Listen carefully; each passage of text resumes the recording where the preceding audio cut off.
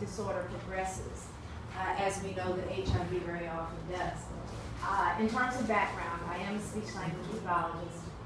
For 5 years, I was the SLP, speech-language pathologist. I use that kind of short, to shorten all of this, in the pediatric AIDS clinic at the Medical University of South Carolina.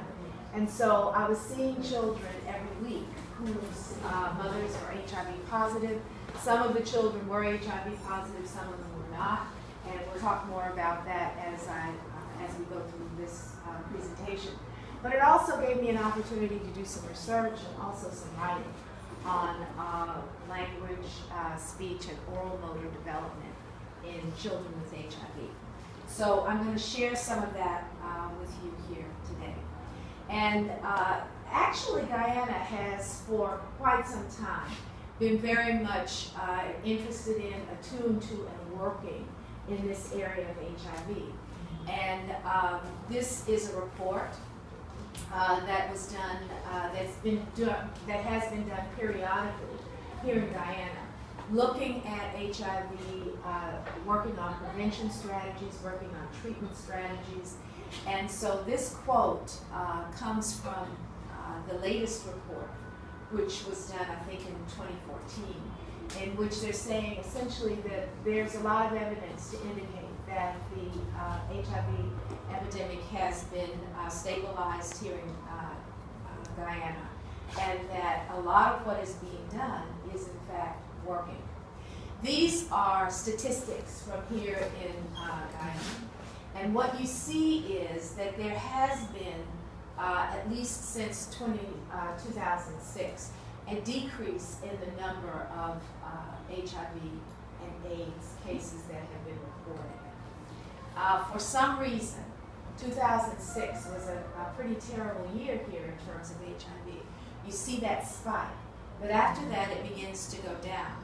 And you'll see that has continued. You see here again HIV, AIDS in women, which for us as pediatric clinicians we're very interested in, because of course that's how the virus is transmitted to children. But you see here again in 2006 a real spike, but then a decrease after 2009. So progress is being made, and of course one of the things that we know is that HIV can be a very formidable foe. It can be difficult to combat.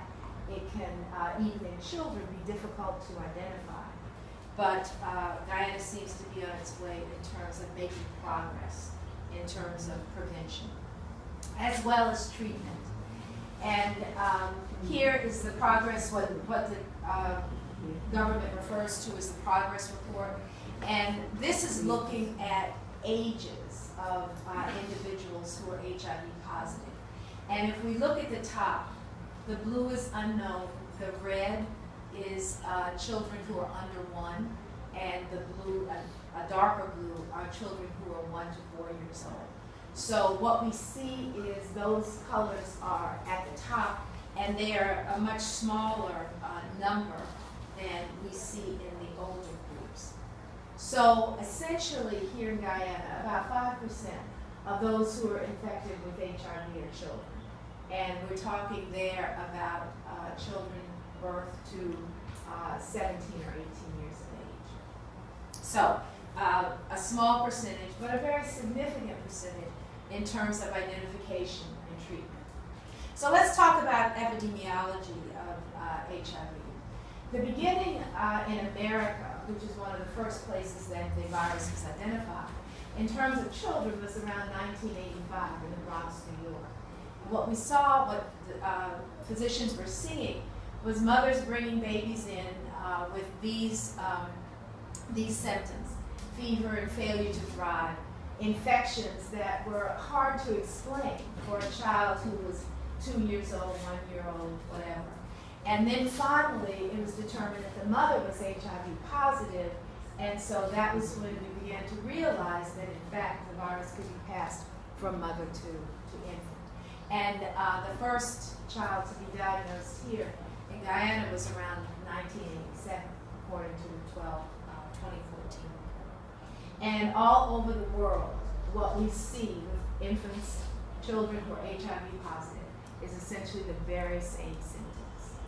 And the younger they are, the more likely you are to see uncontrollable fever, failure to thrive, on and on. And invariably, mom is HIV positive.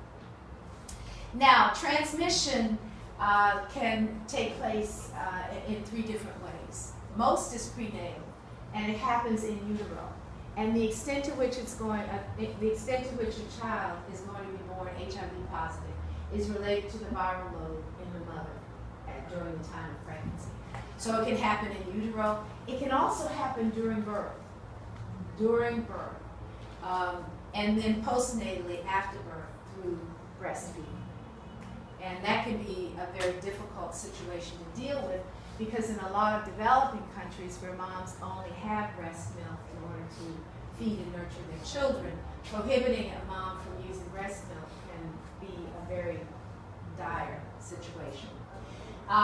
Infection during birth, one of the things that we realize now is that the medicine AZT, which was one of the first medications that was developed for adults with HIV infection, turned out not to be such a great medication. It had a lot of side effects that were very negative, and it was very difficult for a lot of people to be able to tolerate.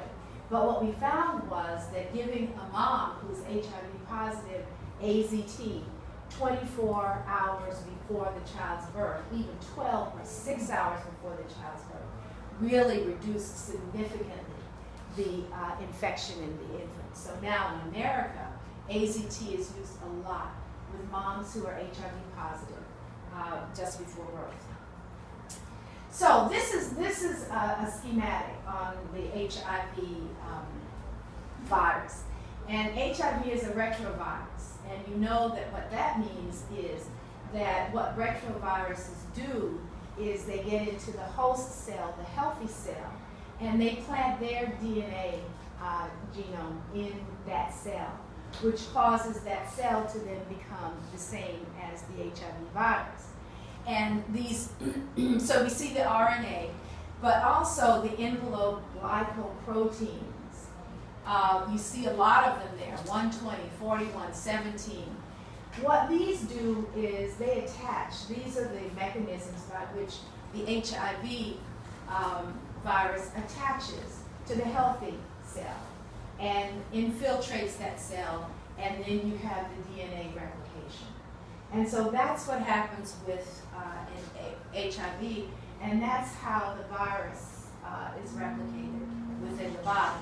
So what we see here is these healthy CD4 cells before infection, and then the acute infection, which occurs at the beginning of the infiltration of the HIV virus, and then the chronic infection and AIDS. And what we see is a proliferation of this red, in this case, red circle, which is in fact the virus.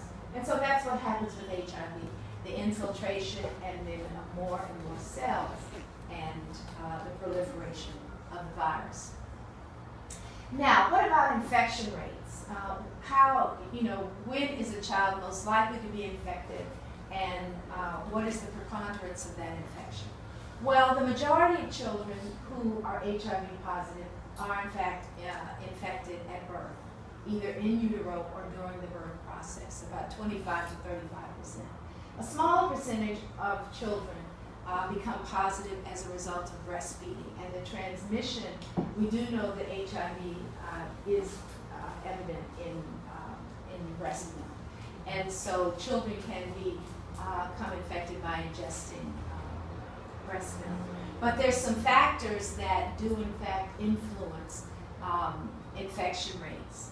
And probably the biggest is the mother's CD4. Again, the more HIV infection there is in the mom at the time of birth, the more likely the child is to be infected.